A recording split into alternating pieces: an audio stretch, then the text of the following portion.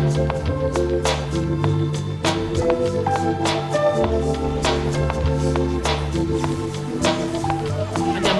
here, and this is things I learned with VP.Ramzes666 Phantom Assassin. Before this video starts, I just want to apologize to everyone because my cell phone got stolen and I changed numbers after that. I lost access of my Twitch account during the weekend, which means that the Arcana giveaway didn't happen. In case you didn't know about it though, it's your chance to participate next week. Join the Discord channel to be able to suggest 1K more games for me to cast, know when I'm streaming, suggest videos, and interact with crispy human beings. This is a very interesting game because of an offlane pool. It's pretty hard for Ramzes to control creep equilibrium, even though he tanked the entire wave for a while. But what I want to get into is first how his dagger usage changes from level 1 dagger to level 2. Not only the mana cost drops significantly, but the damage increases as well. He pretty much starts spamming it on Doom. Also note how his camera is always centered around the creep that's most close to dying. He gets a melee CS here.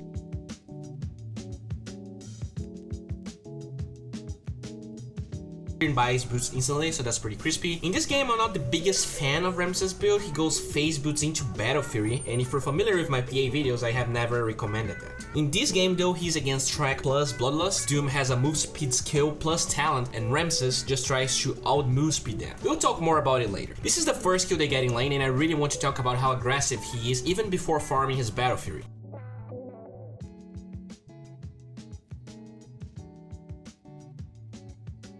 But look at this cool play at the end. The creeps that are chilling here will eventually find their way towards the tower, so he TPs there because he doesn't want to miss the other ones. That's pretty smart actually. He ends up dying to a bounty hunter rotation while his courier was arriving, so notice how he leaves the courier around the area, and also notice how he gets the magic one after Ekla and phase boots. A lot of the times in lanes where you can have full control, the magic one serves very little purpose, so he starts with the mango but no branches and completes it afterwards. If Dire decided to dual lane, we would probably see an earlier magic one. What I want to talk about is how Ramzes plays after level 7. A lot of PA players play her as if this is anti-mage, just because they are building Battle Fury, and they ignore a lot of potential on the hero. For instance, he notices the dive on his poor Tony, but since there was no structural damage being done, he ignores it. But we will see a lot of TP rotations. The way he starts farming after level 7 is also nice. With Bounty Hunter off the map, he never really trades hits with Doom, but always zones him with daggers, unless there's a creep about to die. If you look at Ramzes here, he's not that close to Battle Fury, but when his mid lane falls and Dire starts fighting, he immediately TPs. You're going to notice that the fight ends up being very weird. They don't get a bunch of kills, but the important part is Ramzes' mentality. PA is an insanely strong hero at this stage. You have mobility, a vision skill, chasing power, and even if you're going Battle Fury, you can help your team. Another important point on this TP is that Storm was never here, which means that with Tiny dead, PA is the only core in this lane, so he stops Dire's chase while having a lane to farm regardless. So it's not like he's wasting time. One thing to notice this game is that Ramzes rarely pushed towers by himself, and even when he had backup, he refrained from doing it. If you look at the Dire lineup, you have stuff like Astro into a lot of TPs, Omnislash, Doom, a lot of scary shit to a PA. So as he pushes top, look how he handles it. He lures the Dire creeps towards both camps on the Dire side while his creeps are doing the dirty job. Dire has pretty shitty push as well, so he can pull this off without hindering his team push or his life. Another thing to notice is how Ramzes fights with his team. This is the second time we see Tiny being dove, but Ramzes doesn't TP even though he has one. Maybe he just hates Tiny, but I actually feel like he cares about his buildings, and with Doom being dead and the structures being fine,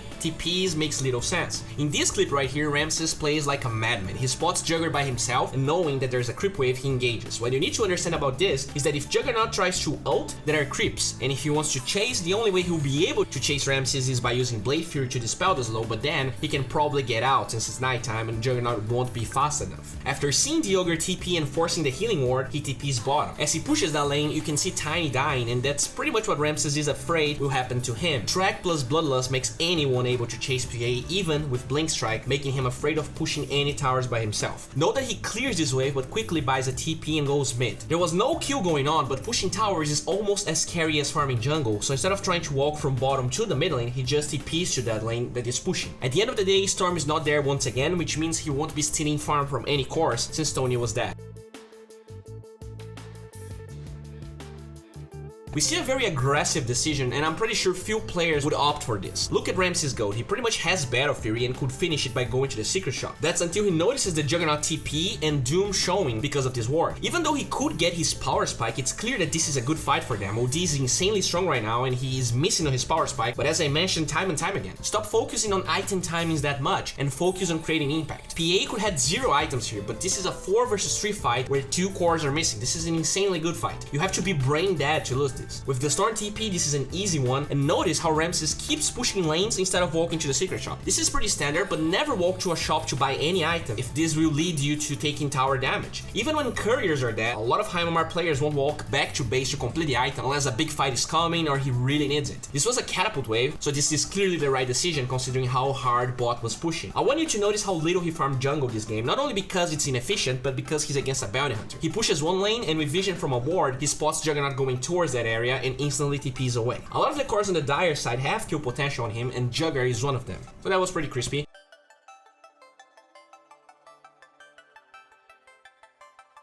The only reason he keeps on pushing this lane and attacks the tower is because he has vision of two heroes mid and Juggernaut bottom while having the support of his allies.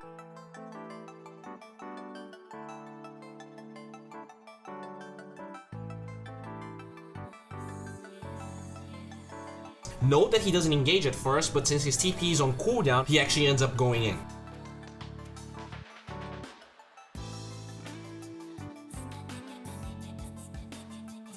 Ramzes' build is quite interesting. The most common build when playing Battlefield PA is Treads, BF, Dasso, and this game he decided to go for Phase Boots, BF, Yasha. First of all, what this build tried to do is mitigate the move speed differential that Bloodlust puts between Ramzes and the enemy heroes. The other thing is being able to deal with track when Manta is completed. Both of those kills give more than 30% move speed to the enemies, which makes PA super cuttable, and that's not something you want on a melee hero. Notice that in this clip, Ramzes engages on Ogre since his team was around him, but he gives up with the Jugger TP.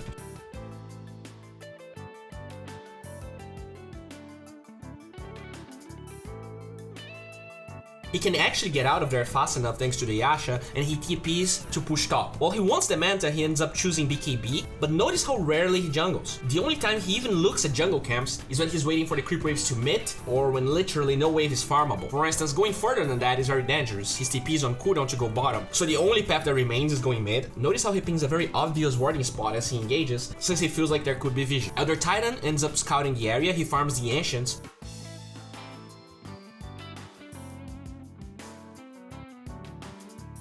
and note what he does here. He walks as close to Roshan as possible to try and use his passive to scout someone inside it. Doesn't find anyone, and indeed everyone was chasing his Elder Titan in the other side. A minor detail on how Ramzes engaged here makes all the difference. He had range to blink here, but he would be astraled or stunned by Ogre. He waits until the stomp is about to proc, meaning he won't be targeted, and that's a pretty easy kill. Since he has vision for most heroes on the Dire side, he can farm bottom even though he's still tracked. Another reason to get the Yasha phase this game is this clip right here. While you can say that threat switching to strength when Doom shows up is important, as long as you're not in range to Infernal Blade, it's very unlikely you will die anyways. Also, while Doom can dispel even TPs, it doesn't dispel the phase boots active, meaning that even with track, he's just fine. Another godlike play from Ramzes is how he uses his BKB power spike. Not only Doom is on cooldown, but the hammer was used in the last fight, remember? He TPs into the shrine instantly, and with the BKB, it's very unlikely the Dire can kill him. Ideally, you would like to be level 18 to make this as fast as possible, but cooldowns are more important than a small power spike in damage. The only core hero in the game that can detect enemies trying to roach his PA, and this works wonders here. The passive shows that all is fine and he keeps on going. As Roshan is about to fall, he backpacks his wand and notice that the passive icon fades away as Dire engages. Thanks to his BKB, he doesn't get astraled. Even though he ends up dying, he was able to get Roshan at a disadvantage and get good trades with the recently purchased BKB.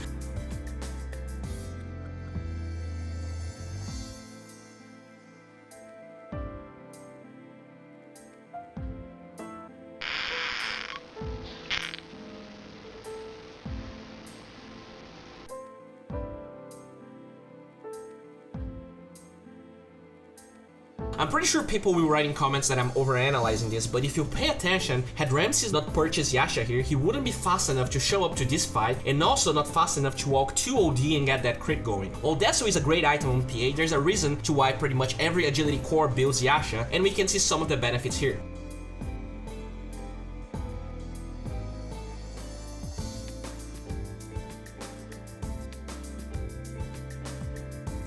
There's another small benefit of the phase Yasha. Ramzes engages on Juggernaut, and because of Omnislash, he gets a main proc. So a normal Treads PA wouldn't be able to chase Juggernaut or the healing ward since the ward has 420 move speed. As the main proc ends though, his phase boots plus Yasha gives him enough move speed to not only take the healing ward down, but kill Juggernaut with the next Phantom Strike. That's a Juggernaut with no buyback, and Ramzes makes sure to pressure the tower since he still has BKB on. Thanks to his beautiful supports, he has vision of the invisible Doom engaging, and what ensues is the fight that grants them super creeps. The Manta doesn't even make that much difference, but I do feel like Yasha was a great addition, even though you can argue that Desolator is always a great PA item. Well guys, this wraps up for today. This video is sponsored by Pugna. Those guys have a huge library of videos that will definitely increase your knowledge about the game, and if you try hard enough, increase your MMR. You want to know what the hell is going on with my life? Follow me on Twitter. You want to watch some crispy casts or me playing Dota? Follow me on Twitch. You want to get more knowledge about next video, or just talk with people that are very into Dota? Follow me on Instagram or Discord. If you're from Brazil, I have a Facebook page, the link is in the description. And thanks everyone for watching, it's always a pleasure.